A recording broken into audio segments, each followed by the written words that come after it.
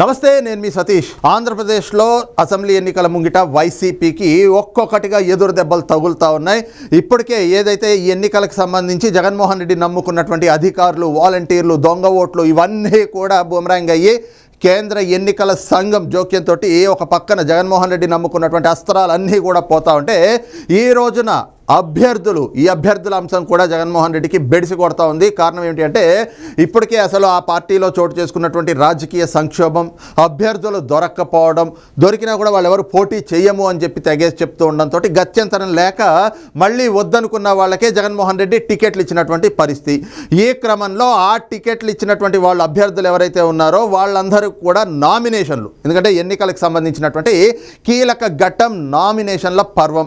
మరి ఈ నామినేషన్ సంబంధించి 25వ తారీఖు తోటి ఈ గడువు, అంటే నామినేషన్లు దాఖలు చేసేటువంటి గడువు ముగియగా 26వ తారీఖున అంటే ఈ రోజున స్క్రూటినీ జరుగుతూ ఉంది. ఇక స్క్రూటినీ జరుగుతున్నటువంటి క్రమంలో అనేక మంది వైఎస్ఆర్ కాంగ్రెస్ పార్టీ అభ్యర్థుల నామినేషన్లు అయితే గనక రద్దవుతున్నటువంటి పరిస్థితి. అందులో ప్రధానంగా చూస్తే కొడాలి నాని అలియాస్ గుట్కా నాని, అందరికీ తెలిసిందే కదా, బూతుల మంత్రిగాను బూత్ ఎమ్మెల్యేగాను పేరు తెచ్చుకున్నటువంటి వ్యక్తి, క్యాసినోకి కేర్ ఆఫ్ అడ్రస్. అసలు పూర్తిగా గుడివాడ నియోజకవర్గంలో ఈయన చేసినటువంటి ఆకృత్యాలు, అరాచకాలు అన్నీ ఇన్ని కాదు, కేవలం గుడివాడలోనే కాదు, మొత్తం రాష్ట్రం మొత్తం కూడా.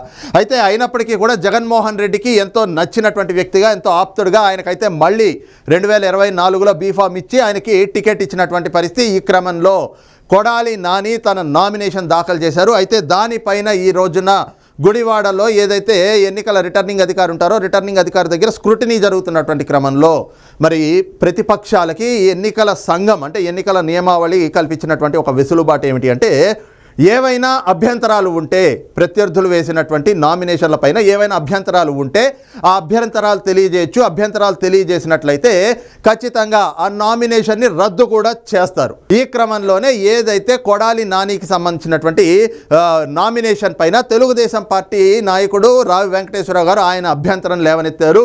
ఏదైతే కొడాలి నాని ముఖ్యంగా తన అఫిడవిట్లో ఒక కాలం ఉంటుంది, అంటే మీరు ప్రభుత్వానికి సంబంధించినటువంటి ఆస్తులు ఏమైనా వాడుకొని, లేదంటే ప్రభుత్వానికి ఏమైనా కూడా చెల్లింపులు చేయాల్సినవి, ఏమైనా బకాయిలు పడ్డారా, అంటే ఏమైనా డ్యూస్ ఉన్నారా అని చెప్పి అడిగితే కొడాలి నాని నో డ్యూస్ అని చెప్పేసి ఆ కాలంలో ఫిల్ చేసినటువంటి పరిస్థితి. దానిపైనే తెలుగుదేశం నేత రావి వెంకటేశ్వరరావు కూడా ఆయన అభ్యంతరం తెలిపారు. కారణం ఏమిటి అంటే, గుడివాడలోని ఏదైతే కొడాలి నాని తన క్యాంప్ కార్యాలయంగా వాడుతూ ఉన్నాడో అది మున్సిపల్ కాంప్లెక్స్ని ఈ రోజున తన కార్యాలయంగా మార్చుకుని, తన క్యాంప్ కార్యాలయంగా మార్చుకుని 5 ఏళ్లుగా కూడా కొడాలి నాని అక్కడే తన పార్టీ కార్యక్రమాలన్నింటినీ కూడా నడుపుతూ ఉన్నాడు. అయితే ఇప్పుడు ఎన్నికల కోడ్ అమల్లోకి వచ్చింది కాబట్టి ఆ కార్యాలయాన్ని ఖాళీ చేయాలి అంటూ అక్కడ ఉన్నటువంటి మున్సిపల్ కమిషనర్ కూడా గతంలోనే కొడాలి నానికి ఒక ఏదైతే నోటీస్ కూడా ఇచ్చినటువంటి పరిస్థితి.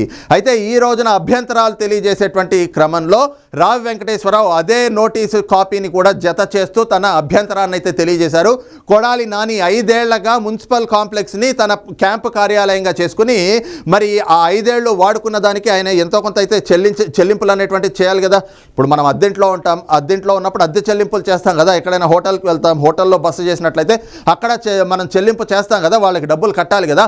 అలాగే మున్సిపల్ కాంప్లెక్స్ని తన క్యాంపు కార్యాలయంగా వాడుకున్నటువంటి కొడాలి నాని మరి 5 ఏళ్ల నుంచి వాడుకుని వాళ్ళకి, అంటే ప్రభుత్వానికి ఎక్కడా ఎటువంటి ఒక్క రూపాయి కూడా చెల్లింపు చేయలేదు.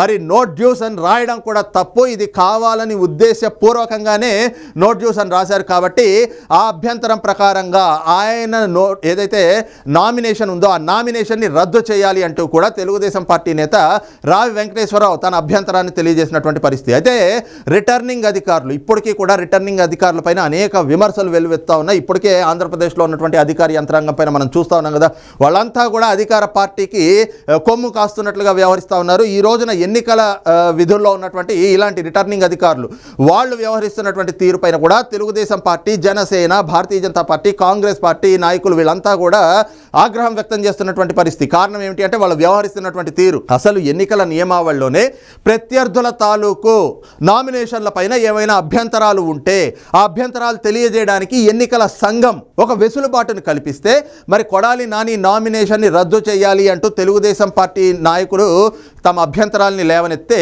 అక్కడ ఉన్నటువంటి రిటర్నింగ్ అధికారి తులసి గారు అబ్బే మీరు అభ్యంతరం తెలిపే లోపే నేను సంతకం చేశాను కాబట్టి ఇప్పుడు ఆ నామినేషన్ రద్దు చేయడానికి కుదరదు అంటూ ఆవిడ సంతకం చేశారు. అభ్యంతరం పూర్తయ్యే వరకు వినాలి కదా, వినకుండా ముందే సంతకం చేసేయడం అంటే ఇదంతా కూడా అధికార పార్టీ నాయకులకి ఇంకా కొమ్ముగాస్తున్నట్లు కాదా? ఈ క్రమంలో ఎన్నికలు సజావుగా సాగుతాయని ఎలా అనుకుంటాము? అందుకే ఏదైతే కొడాలి నాని నామినేషన్ని రద్దు చేయకుండా ఉద్దేశపూర్వకంగా అక్కడ ఉన్నటువంటి రిటర్నింగ్ అధికారిని తులసి అనేటువంటి ఆవిడ ఆ సంతకం చేశారో దీనిపైన తెలుగుదేశం, జనసేన, భారతీయ జనతా పార్టీలు కేంద్ర ఎన్నికల సంఘానికి కూడా ఫిర్యాదు చేయబోతా ఉన్నారు. కారణం ఏమిటి అంటే స్క్రూటినీ చేసేటువంటి సమయంలో ప్రతిపక్షాలకి అంటే ప్రత్యర్థులకి ఖచ్చితంగా వాళ్ళ అభ్యంతరాలు తెలియజేసేటువంటి హక్కు ఉంటుంది. ఆ హక్కును కాలరాసే విధంగా అధికారులు వ్యవహరిస్తూ ఉంటే ఇది ఎన్నికల నియమావళికి విరుద్ధం, ఎన్నికల నిబంధనలకు విరుద్ధం. కాబట్టి దీనిపైన అయితే గనక ఫిర్యాదు చేసేందుకు ఆ పార్టీలు కూడా ఇప్పటికే సిద్ధమవుతున్నటువంటి పరిస్థితి. ఇక మరో పక్కన చూస్తే గుడివాడలో ఇలాంటి పరిస్థితి ఉంటే గన్నవరంలో మరి ఇదే కొడాలి నానికి దోస్తు మేరా దోస్తు కదా ఏదైతే వల్లభనేని వంశీకి సంబంధించి కూడా ఇదే రకంగా ఆయన నామినేషన్ కూడా రద్దు చేయాలి అంటూ అక్కడ తెలుగుదేశం పార్టీ నాయకులు తమ అభ్యంతరాలు లేవనెత్తినటువంటి పరిస్థితి. కారణం ఏమిటి అంటే వల్లభనేని వంశీ కూడా అక్కడ ఏదైతే ప్రభుత్వ కార్యాలయానికి సంబంధించి నోట్ యూస్ అనేటువంటి సర్టిఫికెట్ ఉంటుందో ఆ సర్టిఫికెట్ని ఆయన ప్రొడ్యూస్ చేయలేదు. కారణం ఏంటి అంటే అక్కడ ఆయన ప్రభుత్వ అతిథి గృహాన్ని వాడుకున్నారు. అతిథి గృహాన్ని వాడుకుని మరి దాని చెల్లింపులు చేయాలి కదా, ఆ చెల్లింపులు చేయలేదు. మరి చెల్లింపులు చేయకుండా ప్రభుత్వానికి బకాయి పడినటువంటి నేతలు ఎవరైతే ఉంటారో వాళ్ళు ఎన్నికల్లో పోటీ చేయడానికి అనర్హుల కింద ఎన్నికల సంఘం వాళ్ళని అనర్హుల కింద అయితే కనుక ఎన్నికల సంఘం పరిగణిస్తుంది. ఈ క్రమంలోనే ఏదైతే గన్నవరం నియోజకవర్గంలో సిట్టింగ్ ఎమ్మెల్యేగా ఉన్నటువంటి వల్లభనేని వంశీ ఈ రోజున వల్లభనేని వంశీకి సంబంధించి కూడా నామినేషన్ రద్దు కాబోతున్నట్లుగా అయితే స్పష్టంగా కనిపిస్తూ ఉంది. కారణం ఏంటి అంటే ఇప్పటికే తెలుగుదేశం పార్టీ నాయకులు అక్కడ అభ్యంతరాలు లేవనెత్తడంతో సాయంత్రం వరకు స్క్రూటినీ ఉంది కాబట్టి స్క్రూటినీ చేస్తూ ఉన్నారు. ఇక స్క్రూటినీ చేసిన తర్వాత రిటర్నింగ్ అధికారి కనుక ఈ నోట్ యూస్ సర్టిఫికేట్ పెట్టలేదు కాబట్టి వాళ్ళని ఈ రోజున ఆ నామినేషన్ కూడా రద్దు చేస్తున్నామని ప్రకటించే అవకాశాలే ఎక్కువగా ఉన్నట్లుగా కనిపిస్తూ ఉంది. అదే సమయంలో తెనాలి నియోజకవర్గంలో వైసీపీ నేతలకు కూడా ఎదురు దెబ్బగానే చెప్పుకోవాలి. కారణం ఏమిటి అంటే అక్కడ అన్నాబత్తుల శివకుమార్ అక్కడ ఉన్నటువంటి వైసీపీ 2024 ఎన్నికలకు సంబంధించి అసెంబ్లీ అభ్యర్థి ఆయన ఏదైతే తన నామినేషన్కి సంబంధించి అందులో కూడా అభ్యంతరాన్ని తెలుగుదేశం పార్టీ నాయకులు లేవనెత్తారు. కారణం ఏమిటి అంటే నామినేషన్లో ఉండేటువంటి ఫామ్ 26 ఏదైతే ఉంటుందో ఆ ఫామ్ 26లోను అలాగే అఫిడవిట్లో ఈ రెండిట్లో ఉన్నటువంటి సంతకాలు కూడా ఏవైతే నామినేషన్లో సంతకం కానీ అఫిడవిట్ ఏదైతే ఫామ్ 26లో ఉన్నటువంటి సంతకం కానీ ఈ రెండో కూడా వేరు తేదీల్లో ఉన్నాయి. అసలు వాస్తవానికి ఏదైతే నోటరీ ఉంటుందో ఆ నోటరీలోను అలాగే ఫామ్ 26లో రెండిట్లో కూడా ఒకేసారి అఫిడవిట్ మీద ఈ రెండిటికి కూడా ఒకే రోజు సంతకం చేయాలి. కానీ ఇక్కడ నోటరీలో సంతకం ఒక రోజునుంది, అలాగే అఫిడవిట్ నామినేషన్కి సంబంధించినటువంటి అఫిడవిట్లో సంతకం ఒక రోజునుంది. కాబట్టి ఈ రెండు కూడా ఎన్నికల నియమావళికి విరుద్ధం కాబట్టి ఆయన నామినేషన్ని కూడా రద్దు చేయాలి అంటూ తెలుగుదేశం నాయకులు పట్టుబట్టినటువంటి పరిస్థితి. అయితే అది కూడా స్క్రూటినీ అవుతోంది కాబట్టి సాయంకాలానికి స్క్రూటినీ పూర్తవుతుంది కాబట్టి ఖచ్చితంగా ఎన్నికల సంఘం అయితే గనక ఈ తప్పిదాలకు అనుగుణంగా ఆయన అన్నాబత్తుల శివకుమార్ నామినేషన్ కూడా రద్దు చేసేటువంటి అవకాశం ఉంది. అలాగే ఇంకో పక్కన చూస్తే శ్రీకాకుళం జిల్లా ఇచ్చాపురంలో ఇప్పటికే చూస్తే గనక అక్కడ పితలాటకం ఇచ్చాపురం నియోజకవర్గంలో వైసీపీలో ఒక పితలాటకం నాయకులు కొట్టుకు వస్తున్నారు. అక్కడ టికెట్ల గురించి గడిచిన 2 ఎన్నికల నుంచి కూడా మనం చూస్తూ ఉన్నాం. వైసీపీ నాయకులు ఏ విధంగా కొట్టుకుంటున్నారు. ఒకే ఓవర్లో 2 కత్తులు పట్టవు అన్నట్లుగా అక్కడ ఒకే ఓవర్లో ఒకే నియోజకవర్గంలో 4 నాయకులు వైసీపీకి ఆ 4 కూడా ఎవరి ఆధిపత్యం వాళ్ళు చూపించుకోవాలి అని చెప్పేసి ఆధిపత్య పోరుతోటి కొట్టుకుంటూ ఉంటారు. ఈ క్రమంలో ఈ రోజున అక్కడ వైసీపీ అభ్యర్థిగా ఎవరైతే పిరియా విజయ నిన్నటి వరకు కూడా అంటే ప్రస్తుతం జిల్లా పరిషత్ చైర్మన్గా ఉన్నారు ఆవిడ, జెడ్పీ చైర్మన్గా ఉన్నటువంటి ఆవిడని వైఎస్ఆర్ కాంగ్రెస్ పార్టీ జగన్మోహన్ రెడ్డి ఇచ్చాపురం ఎమ్మెల్యే అభ్యర్థిగా ఆవిడని ప్రకటించారు. అయితే ఆవిడ నామినేషన్కి సంబంధించి కూడా ఏదైతే నోట్ యూస్ సర్టిఫికెట్ ఇవ్వలేదు, ఆవిడ ప్రభుత్వ అతిథి గృహాన్ని వాడుకున్నారు. అతిథి గృహాన్ని వాడుకుని మరి వాటికి చెల్లింపులు చేయాలి కదా, చెల్లింపులు చేయకుండా బకాయి పడి ఈ రోజున ఏదైతే అఫిడవిట్లో కూడా నోట్ డ్యూస్ అంటూ ఆవిడ ఏదైతే పొందుపరిచారో ఇది కూడా అబద్ధం. కాబట్టి ఖచ్చితంగా ప్రభుత్వానికి చెల్లింపులు చేయాల్సినటువంటి వాళ్ళు అవి క్లియర్ చేసుకోవాలి. మొన్న మనం చూసాం జగన్మోహన్ రెడ్డి లాంటోడే ఏదైతే తన సిద్ధం సభలకి ఆర్టీసీ బస్సులు తరలించినందుకు గాను 20 కోట్ల రూపాయలు ఆర్టీసీకి బకాయి పడ్డాడు. దాన్నే ఆయన ఇంటి దగ్గరకు వచ్చిన కంటైనర్ మనం చూసాం కదా, ఆ కంటైనర్లో ఏం వెళ్ళిందా అనుకున్నాము. కంటైనర్ మీద పోలీస్ అని ఉంది, AP 11Z అని ఉంది. ఏంటి తాడేపల్లి క్యాంప్ ఆఫీస్కి కంటైనర్ వచ్చి ఏంటి డబ్బులా ఏం వెళ్ళినాయి అని చెప్పి అందరూ కూడా అనుకున్నాం. కానీ అందులో 20 కోట్ల రూపాయలు, అది ఆర్టీసీకి చెందినటువంటి కంటైనర్, అందులో 20 కోట్ల రూపాయలు ఆయన ఏదైతే బకాయి పడ్డాడో ఆ డబ్బులు కట్టలు పంపించాడు. అయితే ఎన్నికల సంఘం దీనిపైన కూడా సీరియస్గా పరిగణించాల్సినటువంటి అవసరం ఉంది. కారణం ఏమిటి అంటే అసలు ఎన్నికల కోడ్ అమల్లోకి వచ్చాక 1 లక్ష రూపాయలు జేబులో క్యారీ చేయడమే కష్టం. ఎందుకంటే 50,000 రూపాయలకు మించి 1 రూపాయి ఎక్కువ ఉన్నా కూడా ఎన్నికల అధికారులు ఆ డబ్బుల్ని సీజ్ చేస్తారు. అలాంటిది 20 కోట్ల రూపాయలు జగన్మోహన్ రెడ్డి ఇంటి నుంచి ఆర్టీసీ కార్యాలయానికి వెళ్ళినాయంటే 20 కోట్ల రూపాయలు ఎలా తరలించారు? ఆ తరలించే దానిపైన కూడా ఎన్నికల సంఘం ఈ రోజున దృష్టి పెట్టింది. దానిపైన కూడా విచారణ అయితే జరుగుతూ ఉంది. కాబట్టి ఆ అంశాన్ని పక్కన పెడితే ఈ రోజున మరి జగన్మోహన్ రెడ్డి లాంటి ఆర్టీసీ బస్సులు వాడుకున్నందుకు నోట్ జ్యూస్ అని చెప్పి నామినేషన్లో రాయాలి. కాబట్టి ఆ నోట్ జ్యూస్ అని చెప్పి రాయడానికి 20 కోట్లు ఆర్టీసీకి కట్టాడు. అలాంటప్పుడు వీళ్ళు అతిథి గృహాన్ని వాడుకున్నటువంటి వాళ్ళు మరి దానికి కట్టాల్సినటువంటి అద్దె కట్టాలి కదా, ఆ చెల్లింపులు చేయాలి కదా. ఆ చెల్లింపులు చేయకపోతే ఎన్నికల సంఘం ఖచ్చితంగా అభ్యర్థుల తాలూకు నామినేషన్ని రద్దు చేస్తుంది, వాళ్ళని అనర్హులుగా పరిగణిస్తుంది. ఈ రోజున ఇచ్చాపురం నియోజకవర్గంలో పిరియా విజయ్ కూడా ఇదే ఎదురవుతా ఉంది. ఆవిడ నామినేషన్ కూడా ఈ క్రమంలో రద్దు అయ్యేటువంటి అవకాశాలు చాలా స్పష్టంగా కనిపిస్తూ ఉన్నాయి. సాయంత్రం స్క్రూటినీ అయ్యాక ఆవిడ నామినేషన్ కూడా రద్దు అయ్యేటువంటి అవకాశాలే ఎక్కువగా ఉన్నాయి. ఇంకో పక్కన చూస్తే ఈ మిథున్ రెడ్డి, పెద్దిరెడ్డి రామచంద్రారెడ్డి కొడుకు పెద్దిరెడ్డి మిథున్ రెడ్డి రాజంపేట ఎంపీ అభ్యర్థిగా ఏదైతే జగన్మోహన్ రెడ్డి ఆయన్ని ప్రకటించారు, ఆయనకు టికెట్ కూడా ఇచ్చారు. అయితే రాజంపేట లోక్సభ స్థానం నుంచి పోటీ చేస్తున్నటువంటి మిథున్ రెడ్డి నామినేషన్కి సంబంధించి కూడా ఏదైతే ఈ నోట్ డ్యూస్ అంశం అనేటువంటిదే ఆయన్ని కూడా వెంటాడుతూ ఉంది. ఆయన ఏదైతే అఫిడవిట్ దాఖలు చేశాడో దాంట్లో ప్రభుత్వానికి ఏ రకమైనటువంటి బకాయి నేను లేను అని చెప్పి రాశాడు. కానీ ఆయన కూడా ప్రభుత్వ అతిథి గృహాన్ని వాడుకున్నాడు, వాటికి సంబంధించినటువంటి చెల్లింపులు చేయాలి.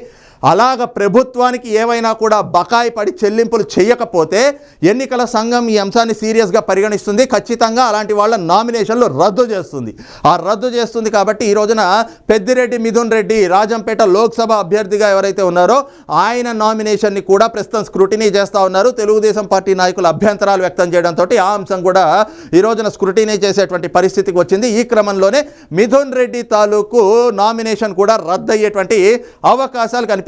ఇవన్నీ చూసిన తర్వాత ఈ రోజున ప్రజల్లో జరుగుతున్నటువంటి చర్చ ఏమిటి అంటే గతంలో ఒక సామాన్య వ్యక్తి వైసీపీ నేత కారుమూరి నాగేశ్వరరావు దగ్గరికి వెళ్ళి రైతులుగా మాకు ఈ సమస్య ఏదో ఉంది, ఈ సమస్య తీర్చరా అంటే ఆయన అన్న మాట పోరా ఎర్రిపప్ప అని చెప్పి దాన్ని మళ్ళీ ఆయన సమర్థించుకున్నాడు. కానీ ఈ రోజున ప్రజల్లో జరుగుతున్నటువంటి చర్చ ఏమిటి అంటే ఆయనన్న ఆ మాటని ఎర్రిపప్ప అన్న మాటని ప్రజలు ఈ రోజున ఉపయోగిస్తూ ఉన్నారు. ఆ ఎర్రిపప్ప అన్న మాట వైఎస్ఆర్ కాంగ్రెస్ పార్టీ నాయకులకి వర్తిస్తుంది. ఎందుకంటే అసలు ఎన్నికల్లో కీలకమైనటువంటి ఘట్టం నామినేషన్ల పర్వం. మరి ఈ నామినేషన్లో వేసేటప్పుడు జాగ్రత్త లేకుండా అందులో ఏమేం పొందుపరచాలి అనేటువంటి అవగాహన కూడా లేనట్లుగా ఇలాగ 4-5 అభ్యర్థులు ఇప్పటికే వాళ్ళకు సంబంధించినటువంటి నామినేషన్లు రద్దవుతున్నట్లుగా, అందులోనూ కొడాలి నాని, వల్లభనేని వంశీ, మిథున్ రెడ్డి, పిరియా విజయ, అలాగే అన్నబత్తుల శివకుమార్ ఇలాంటి వ్యక్తులంటే వీళ్ళందరూ కూడా మొదటిసారి ఎన్నికలు ఏం కాదు కదా, వీళ్ళందరికీ రాజకీయంగా ఎంతో కొంత పరిజ్ఞానం ఉంటుంది కదా. అలాంటిది నామినేషన్లో ఏం పెట్టాలో ఏం పెట్టకూడదు కూడా తెలియకుండా మీరు పోటీ చేస్తూ ఉన్నారా, మీరు కదా అసలైన ఎర్రిపప్పలు అని చెప్పేసి ఈ రోజున ప్రజలు చర్చించుకుంటా ఉన్నారు. అదే క్రమంలో ఇంకొక రకమైనటువంటి చర్చ కూడా రాజకీయ వర్గాల్లో జరుగుతూ ఉంది. అదేమిటి అంటే ఈ రోజున ఈ నామినేషన్లో తప్పిదాలు అనేటువంటిది ఉద్దేశపూర్వకంగానే వైఎస్ఆర్ కాంగ్రెస్ పార్టీ నాయకులు చేశారు. కారణం ఏమిటి అంటే కొడాలి నాని గుడివాడ నియోజకవర్గంలో ఎలా ఉంది పరిస్థితి, కొడాలి నానికి డిపాజిట్లు కూడా వచ్చేటువంటి పరిస్థితి లేదు.